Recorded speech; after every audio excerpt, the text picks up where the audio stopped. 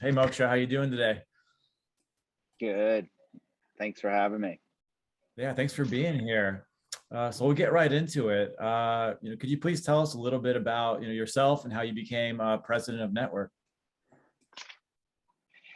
Sure. I've had like a pretty I guess cool sort of like experience professionally. Since starting out, I've sort of always worked in like sort of like the culture space from being like, an admin coming right out of college. And then I was fortunate enough to work with the group starting Complex Media back in 2002. And in that experience, I met Aaron Levant, who's my partner and the CEO in the business at Network. And he and I worked on a really successful project at Complex called Complex Con. And sort of out of that formed a really strong relationship. And he started working on Network. And 3 years ago, sort of, they were probably, I don't know, 6 months or so into being out of beta. He was like, "Hey, want you to sort of come on board," and we've been sort of figuring it out ever since. And really trying to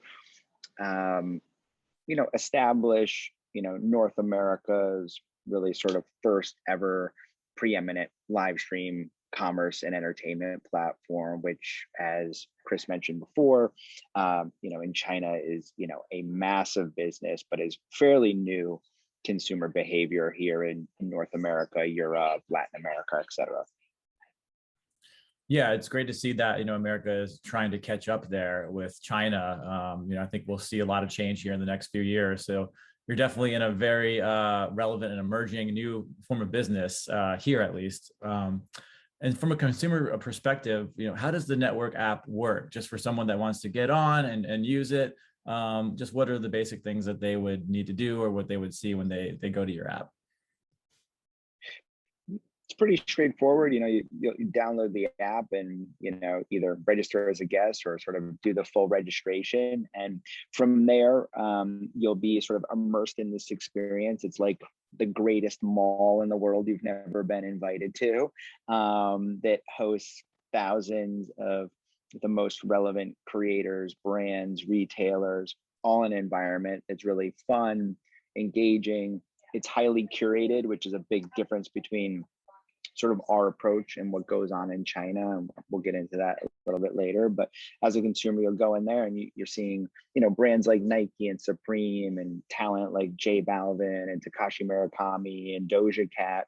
And you can sort of like select notify me. And when those people or brands go live, you get a push notification. You then get pulled into that live episode. And from there, you can really have what I think is a very superior shopping experience versus sort of like traditional e-com, in that there's sight, sound, motion, there's interactivity through the chat.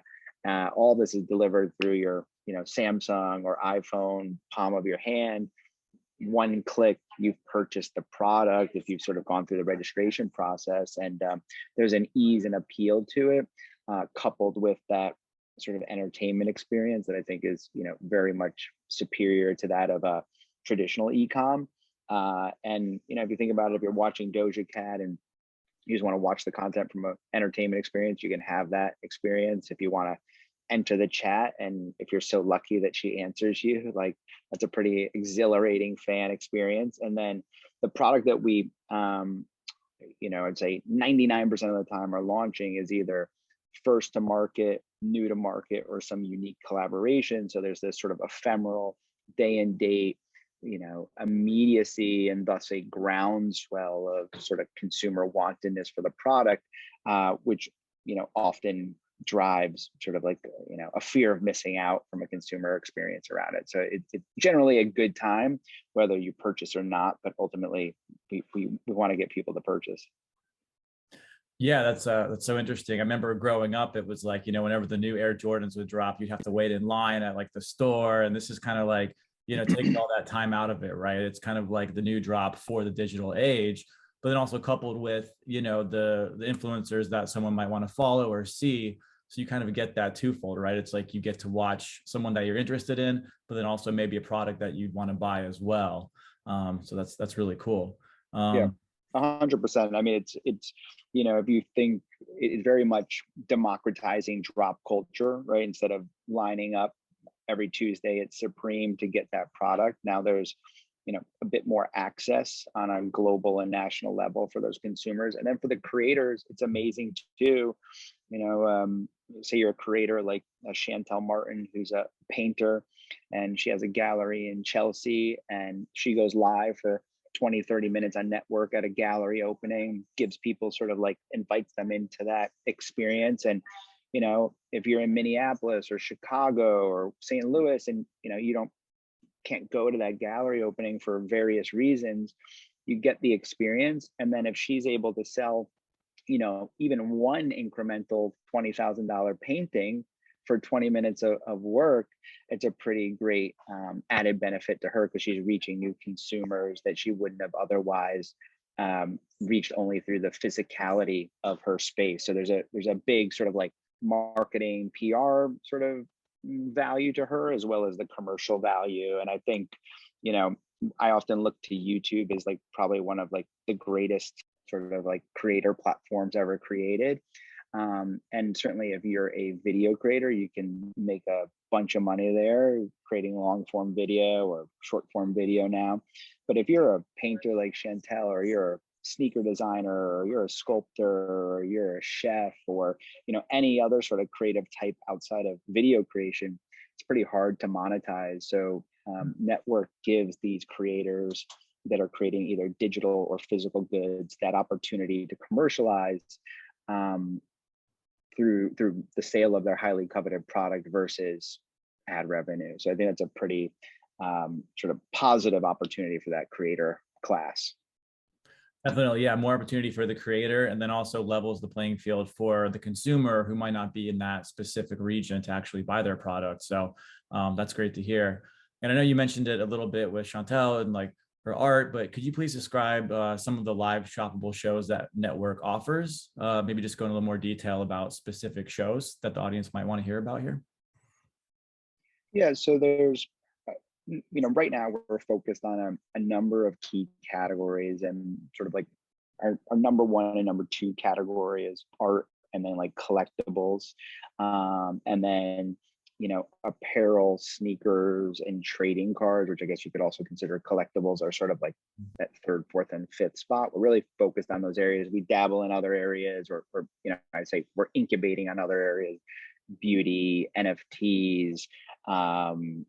We do some sort of one-off things with chefs, kind of tend to blur into collectabilities, but every day you will see a myriad of shows within those specific genres that are going live from sort of early AM till late in the night, hosted by either individual creators, brands, or sort of boutiques and retailers that are in those communities. So right now you'll see shows live from a gas trading card to a streetwear brand, to a sneaker reseller, to a boutique in Miami, and all those shows kind of like, I'd say, creatively vary a bit, but the format is technically very similar. It's the creator, it's the brand, the retailer inviting the consumer into their creative space, whether that's the boutique, their studio, could even be like their manufacturing facility, whatever they kind of think is interesting.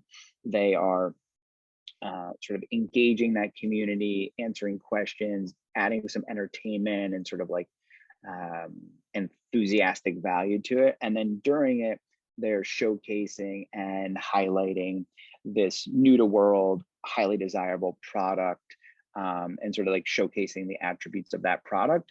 And then, depending on sort of like how quickly it sells out or not, they tend to sort of like get into the chat and start answering questions with the consumers. And it's pretty interactive from that perspective. It's like, if I was doing it right now and I was selling this black shirt, you could ask me about sizing or how it looks with different sort of color palettes layered on, et cetera.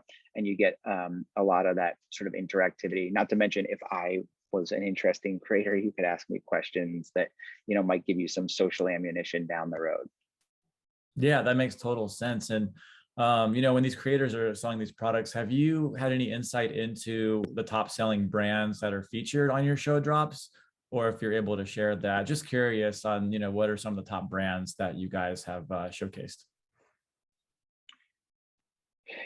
Yeah, I mean, so most of the top things have all been sort of like in the art or collaboration space, like things that have done really well. We did a collaboration between the fine artist Takashi Murakami and the video gaming team FaZe Clan. And sort of what they made was gaming jerseys and some accessories tied to gaming. And that was so popular, it crashed the app pretty quickly. Oh, wow. Sort of like a good problem to have. But yeah, I mean, like that specific product drop, I think did, in the first 30 minutes about 1.5 million in revenue. So that was a really strong one recently. We also recently did a project with Interscope Records. It's really great story. It was charity led one, all to help sort of finance a school, sort of an opportunity school in LA. But the partnership was a bunch of artists and musicians that were all in the Interscope sort of roster. And we created these very limited edition vinyl records that were housed in Gucci sort of like packaging, and they're 2,500 units a piece. But like that project raised, I think, about 2.5 million for charity. So like these kind of very unique sort of like collectible or collaborations tend to do really well. Another product category that on an evergreen basis does quite well is, I'm not sure if you're familiar with the collectible product Bear Brick. They're like a high-end designer object, sort of like a toy, Japanese toy. But those projects do exceptionally well in one of our leading categories. So I think it's the key factors. There's so many people that are successful on a multiple sort of like levels, but the key factors that go into success is like, one, you have to have like a first to market or collaboration or some kind of interesting product, and that product must have like a really interesting brand narrative or story to it. And then like the creator or the brand selling it has to have, I'd say, like values that the audience responds to well. So it's like some people might just tune in to sort of like learn about the product, learn about the brand, learn about the creator, because they want that social ammunition to share with their peer group and sort of like be in the know. And then purchasing that product is like taking it to another level, because then you've got that collectible or piece of art or apparel in your home, on your body, and it's another form of badging. And a lot of this is really about the social currency that the user ultimately gets out of the content and the product they're purchasing. Yeah, and you touched on this a little bit about the charity in LA. So it's great you can measure success from a monetary perspective, but then also have you formed any strategic partnerships or collaborations in response to COVID or social injustice or any other charitable or social issues that you're close with? Yeah, we've done quite a few. When 2020, when COVID started, we kicked off this like sort of internal program called Takeout Tuesday, where we basically launched collaborations in the apparel space with a lot of independent restaurants across the country, and consumers could purchase a t-shirt and a digital gift certificate to that restaurant. All the proceeds went to that restaurant. It was something we did every Tuesday as like a way to help those restaurants affected by COVID.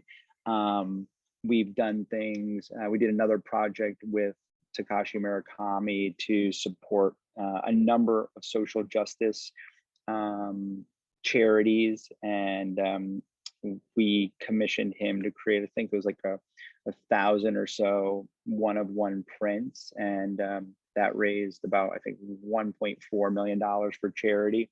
We're doing things right now for Ukraine. It's sort of like, it's I'd say kind of back to that point about like people want to buy from brands that sort of like reflect a style and aesthetic or a value that they hold in high esteem. And as a platform, they're obviously not buying our product, but they're buying from our environment. And it's important to us that we support the causes that are important to, our team, on a sort of morality level, but also to the audience. Like, it's important for us to be supporting these things that are important to them, and giving back as best we can, even though we're a, 3-year-old, small, very scrappy startup. Yeah, that's great that you have the bandwidth to be able to do things like that, and definitely affect change on a macro level. And then in terms of your team specifically, what's the biggest change you guys have experienced as a result of this new normal way of working that a lot of us are going through now? And do you do any team bonding activities or anything to feel more connected during this time? Yeah, let's see. I would say we're in this space like a lot of people are, and we're doing, we're testing and learning as best we can. I think there's certainly a lot of benefits, and there's a lot of cream that's risen to the top through, sort of the remote first environment that we're in. A lot of people have stepped up in really big ways, and we admire a lot of our team for that. There are some things that have become more challenging. Speed of communication, clarity of communication, I think is impacted pretty dramatically. Teamship, if you want to call it that, it's like community at work is really affected. I think people have really articulated, hey, we're more productive, we're getting more done. But I think we have to be careful that, more Zoom meetings doesn't necessarily mean more productivity. And, so we're trying to figure out how to, have speed of communication, clarity of communication, development of community with like the flexibility that people really love. So that's sort of an ongoing process. We've recently sort of re-invited everyone to the office, 3 or 4 days a week. And, we've made like lunch available to everyone, sort of, at no cost, other little perks to just sort of make it like a bit more of an environment. And what we found is like people are coming in 2-3 days a week, and they really like the community aspect. And they like to get, we went from, when COVID happened, we had 60 employees. Now we have about 150. So there's a lot of people that have never met each other in person, and they really love that sort of interpersonal communication that can happen. And then we've been doing other things like, we just did an offsite a week ago where we gathered everyone that could attend for a full day. So we're trying to do those things with some frequency, and I'm encouraging the department heads to get their teams together as frequently as they think is, reasonable, and, sort of a good environment for those groups. But, I think we sort of every week we ask ourselves, what does this look like in 6 months? What does this look like in a year? And no one really knows. So we're moving with it as best we can, trying to be flexible. Definitely, yeah. It sounds like you're really adapting to that, and it sounds like it's been working out really well for you and your team. And those little perks, such as like the lunches and having a communal office space, I think go a long way for a lot of employees. And for you personally, what's been a key motivator that gets you up each morning? You seem really passionate about what you're doing, so I would just love to know what drives you.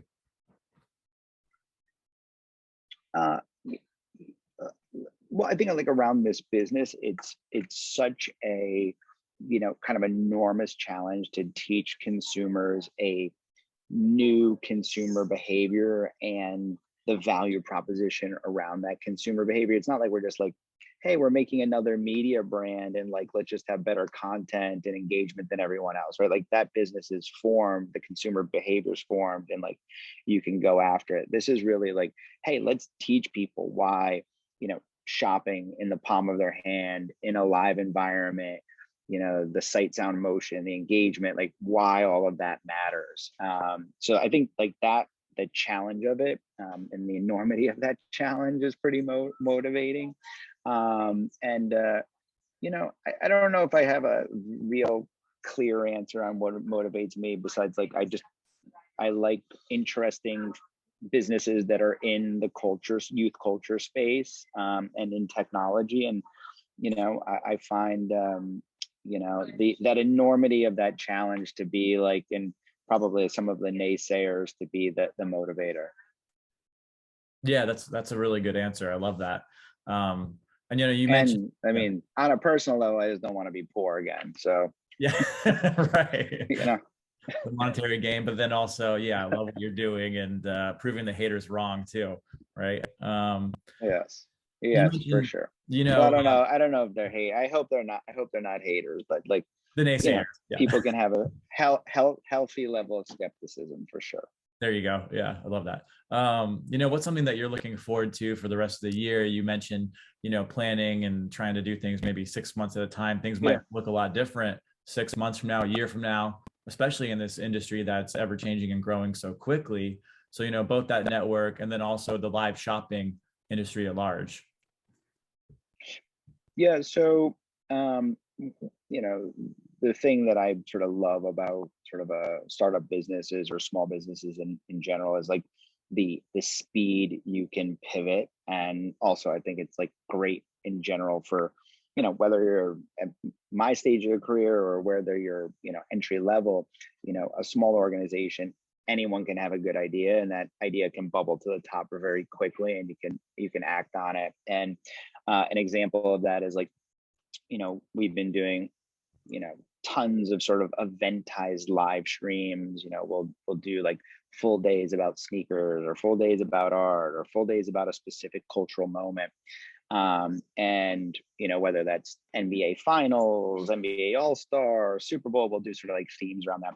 And recently we just did that around Coachella, but instead of only making it virtual, we also did it in real life. So we had a pop-up event this past Friday at Coachella, where we had 4 different creators all go live from the event experience. So we had like 1,000 consumers in attendance, and then different creators, Don C, Melody Asani, Sean Witherspoon, Freddie Gribbs, all go live throughout the day and drop specific product that was tailored to that cultural moment. So I think that sort of like hybrid of like bringing the live stream commerce and the product drops into real moments, whether it's like, a New York Fashion Week, an Art Basel, a Latin Grammys, whatever those big moments are coming up, Lollapalooza, that is something that I think is a pivot we can make to really sort of like not only evangelize our brand, but really help celebrate the creators and brands we work with in a heightened and meaningful way. Yeah, definitely. And you did touch on this a little bit in your answer, but would just love to know, how you utilize the influencers or creators and other pop culture icons on your platform. Do you have any other creators that you want to mention by name, or any influencers that, you've had success with in the past? I mean, so, our mission statement of the business is like, network is, or desires to be, the preeminent live stream entertainment and commerce platform where the world's best creators and influencers come to sell their most highly desirable products. It's literally like the mission statement in our, board decks, presentation, etc. So like, creators are everything for us, and it's creators of all shapes and sizes. It's people as big as J Balvin and Doja Cat and Jonah Hill, and it's people as emergent as a Chantel Martin, a Josh Vides, a Don C. It's like there's people on sort of all scale levels have a home and a following on network. And then also I think, importantly, of all creative disciplines, it's like Chantel's a painter, Don C's a fashion designer, Doja Cat's a musician. Like they all have their unique lane on the platform, and it all delivers sort of different levels of opportunity and output for them. For someone who's more emergent, it might be like their main reason might be like, hey, income, I want to like, that's really what I'm driving here. And then someone bigger, like a J Balvin or a Doja Cat, it might be about doing something really stunty and PRable and cool, because obviously, they're already gazillionaires, like, Mhm. making a few million more dollars isn't all that important to them. But, sort of the different value propositions that they deliver. But, at our core, it's like we endeavor to be that platform that really empowers and enables creators and influencers who aren't only monetizing through YouTube, TikTok, the ability to commercialize by selling the products that they create and care about, and bring those to consumers across the globe. Yeah. Do you have any upcoming events or shows? I know you mentioned, Coachella, I guess the first weekend was this past weekend. And you did kind of that event at the show, but then also you go digital. So there's so many opportunities to utilize influencers both at an actual event live, but then, on the platform. You mentioned Lollapalooza. Are there any other big sporting events or festivals that are coming up that you're interested in or just look forward to? Yeah, like there's some that we do that are sort of in conjunction with other cultural moments, and then there's ones we build on our own. We've got one coming up next week. It's a 2-day designer toy and object festival called Unboxed. It's curated by Kevin Poon and Verdi, which are both sort of influencers slash designers. And Very it's cool. a kind of, it's a, over the 2 days, each day will be 30 different live streams from kind of the world's best creators and brands in the designer toy and collectible space. And it's all sort of got that stamp of approval and curation from a Verdi and from a Kevin Poon. So like that's something that's right around the corner that we're looking forward to. And then, looking, other moments in time, like we're working on something for Pride right now, AAIP, NBA finals, like, wherever there's sort of like a rabid cohort that's super interested in a moment in time, those are the areas that we lean into with specialized programming and product offerings.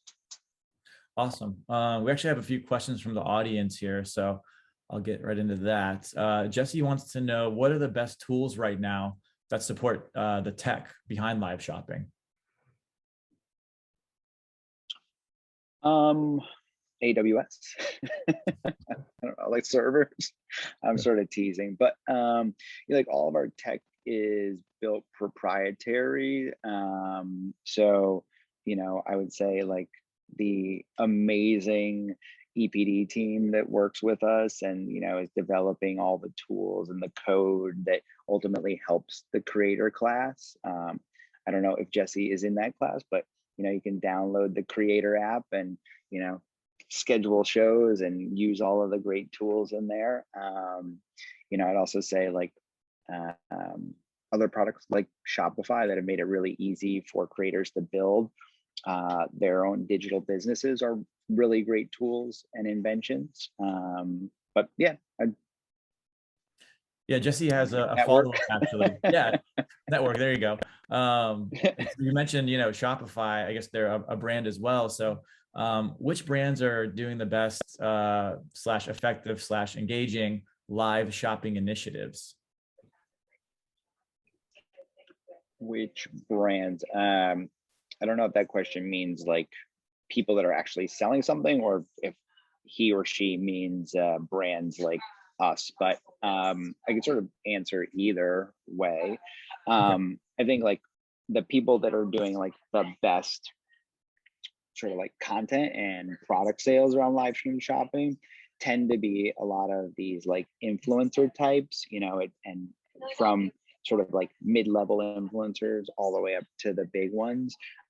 Those types of influencers, they're really well sort of like experienced in terms of like face to camera. They know how to entertain audiences. They know how to sort of do the Q&A, and they know how to highlight and showcase their product because they created it in a really powerful way that tells the story, engages consumers, and really gets people excited and motivated to purchase. So I think, it could be like a creator like a Sharon Barber, or it could be, someone huge like a Jonah Hill, like, really sort of all types, but those people that are, very versed in being sort of influential and facing the camera are the best at it. And then in terms of platforms, obviously I have a bit of a skin in the game around that. So like, I think we do it very well and are leading the pack there. But, there's some, other interesting people that aren't totally in our lane. I think like what they do is pretty interesting, like in the trading card space. It's really not curated. It kind of feels like an eBay via live.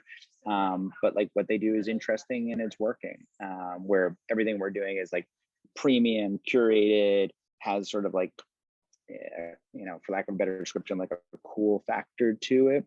So I think like if you're aiming for that type of audience and people that care about that, I'd say we're doing it the best in there. I know the folks that are having some challenges in it are these platforms that have been built as entertainment platforms, and they're trying to add on sort of live stream shopping as a component. It's pretty hard to, build the funnest app in the world and make it all about engagement and ad serving, and then sort of change consumer behavior to now want to shop, where, platform like Network, from day one, it was always about shopping. So the intentionality of consumers have always come to us sort of, credit card in hand, with that wantedness to shop, with entertainment being an added benefit.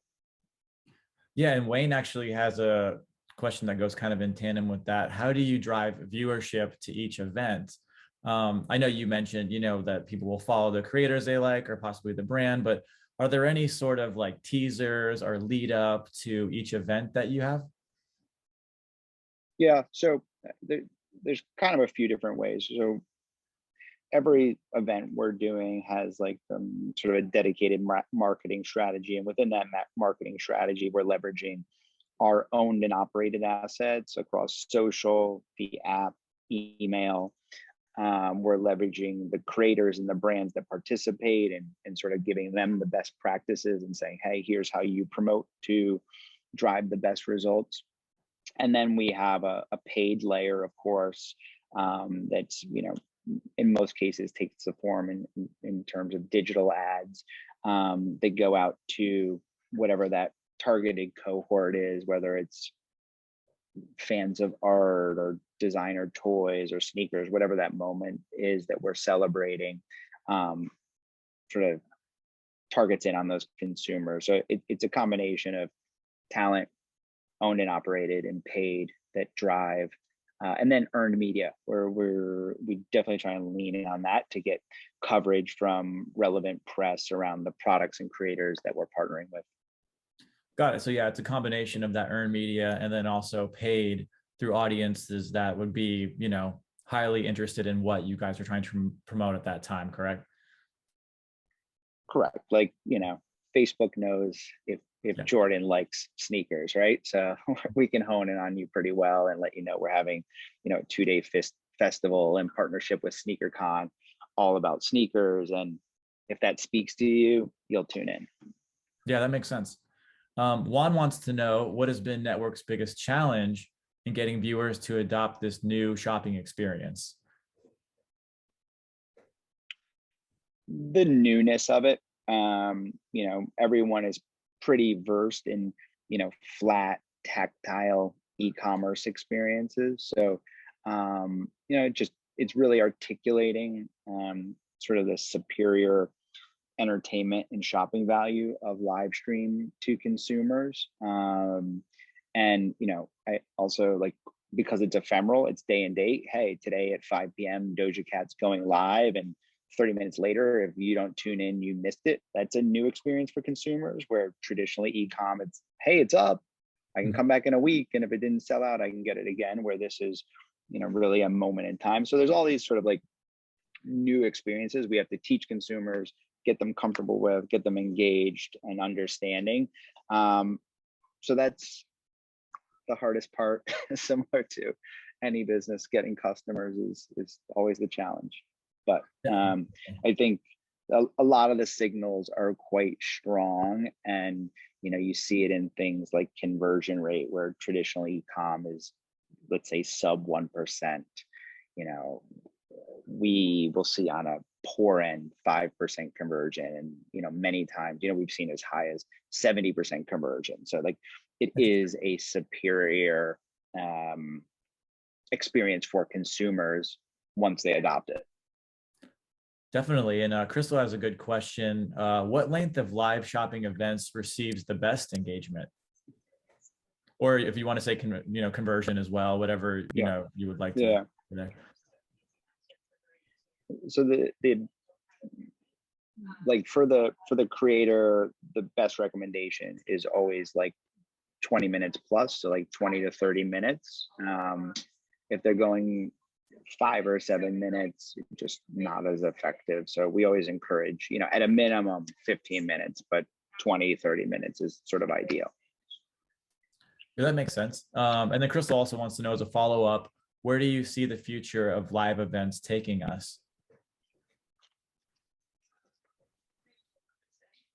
Where I assume she means live streaming, but I don't know. Maybe she means live. I don't know. I'm guessing live streaming events. Yeah. She didn't say that, but I think we could answer that. Yeah.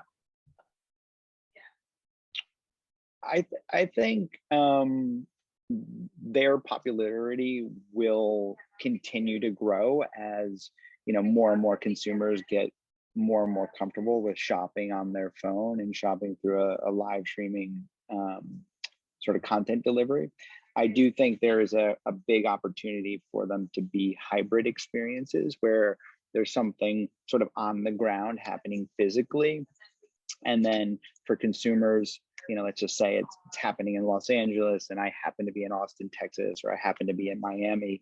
I can get access to that moment in time, the content, the experience, and to purchase the product through live stream commerce. I think that's a huge opportunity. And I think we'll start to see that be, a lot more commonplace in the years to come. Definitely. And Wayne had a follow-up to his question earlier. He said you mentioned premium a lot. Crystal said thank you, by the way. Wayne wants to know, what is the average price of items that sell? Does this make sense for lower priced items?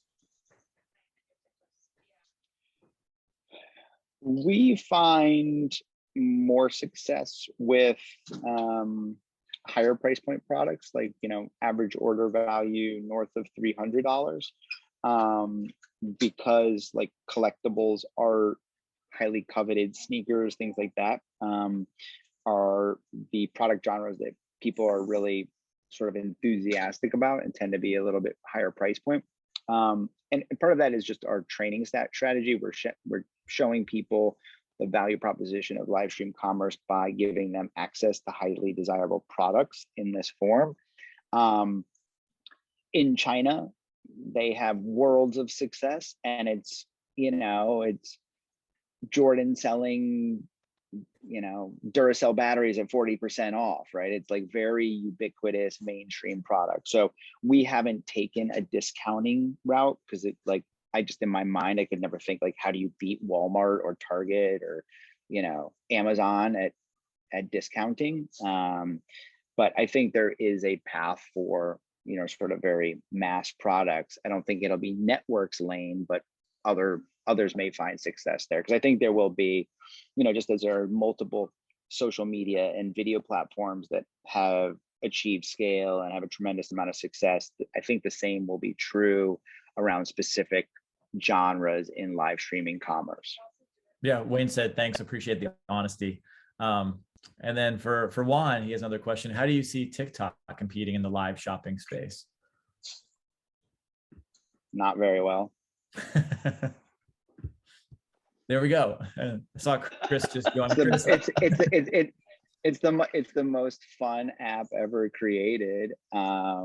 It's wildly fun and engaging. I love it personally. I think apps like that are going to have a hard time transitioning from a consumer that's come to them to have fun for so long to now, hey, go buy this thing. It's a hard pivot to make. And look, they've got the resources to do it. They could keep investing into it and maybe they will, but I think it's going to be a tough go. But they certainly have the capital. Great answer. Well, we do have Tim Haddad on from TikTok later, so we'll see what he has to say about that. So I want to hopefully he can embarrass me, you know. I tell all the people that work with us, my favorite thing throughout the day is if someone proves me wrong. Like, I love it. If I'm like, hey, that's never gonna happen, and then they go make it happen, I'm like, high five, let's go. That's amazing. Yeah. So hopefully you can do the same. What we have to give you credit for is being an early adopter. You guys were some of the first to market. I kicked off today talking about how it's a $500 billion market, and China actually has like 480 of the 500 million. Did that influence you guys? Did you like kind of see a model of success over there and go, you know what, I think that's something we should be doing? And what do you see overall as like the future of live shopping as it pertains to the social marketplace? I mean, for sure. I mean, there's so much to admire in the Chinese market, and, you know, not only in live streaming commerce, but even in payments and so much of what's going on over there. And, you know, the North American and European markets are a little different, right? Like, there's not like a super app trend for a myriad of reasons, probably the app store being number one, but there's a lot to look at there, appreciate, and we really felt that, like, yeah, digital payments, a lot of things happening there, like, it's early days here, and let's try and get ahead of it. And there's a lot to mirror there. We felt like we had to do it in a bit of a different way, as I mentioned before. Like, they're very like discount heavy. It's, you know, your favorite influencers selling something at a lower rate, where we felt like we had to really like to sort of like crack that value proposition with consumers, had to go sort of the opposite way, premium,